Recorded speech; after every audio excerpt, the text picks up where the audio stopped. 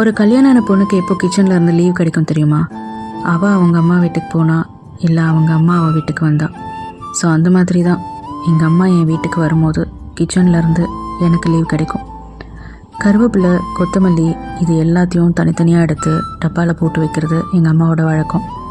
இதெல்லாம் வாங்கி நான் அப்படியே போட்டுருவேன். இதெல்லாம் அப்படி காய வச்சு வைக்கிறியே, இப்படி எடுத்து வைக்க மாட்டியான்னு சொல்லுவாங்க. ஒவ்வொரு முறையும் எங்கள் அம்மாவுக்கு கால் பண்ணும் போதெல்லாம், அம்மா கொஞ்சம் வந்து ஃப்ரிட்ஜை க்ளீன் பண்ணி கூட, ஃப்ரிட்ஜெல்லாம் ஒரே அழுக்காயிருச்சு அப்படின்னு சொல்லுவேன். சரிம்மா, அடுத்த வாரம் வரேன், எல்லாத்தையும் க்ளீன் பண்ணி தருவேன்னு சொல்லுவாங்க. எனக்கு இதெல்லாம் க்ளீன் பண்ணது நான் தான். எங்கள் அம்மா இதை பார்த்தா ரொம்ப சந்தோஷப்படுவாங்க. அதே மாதிரி என் வீட்டுக்கு வந்த உடனே எங்கள் அம்மாவோட வேலை என் கிச்சனில் உள்ள பொருள் எல்லாத்தையும் எடுத்து அடுக்கி வைக்கிறதும், வாங்கி வச்சுருக்க ப்ரொவிஷன்ஸ் எல்லாம் அந்தந்த டப்பாவில் கொட்டி வைக்கிறதும் தான். இது எங்கள் அம்மாவோட கூடை மட்டும் இல்லை, எங்கள் அம்மாவோட உயிரும் கூட. எங்கே போனாலும் இந்த கூடை தான் எடுத்துகிட்டு போவாங்க. எங்கள் வீட்டுக்கு வரும்போதும் இந்த கூடையில் தான் ஏதாச்சும் வாங்கிட்டு வருவாங்க. இங்கே வரும்போது இந்த கூடையை விட்டுட்டு போயிட்டாங்கன்னா 10 முறை ஃபோன் பண்ணி கூடையை விட்டுட்டேன், எடுத்துகிட்டு வந்து கூடை கூடன்னு சொல்லுவாங்க.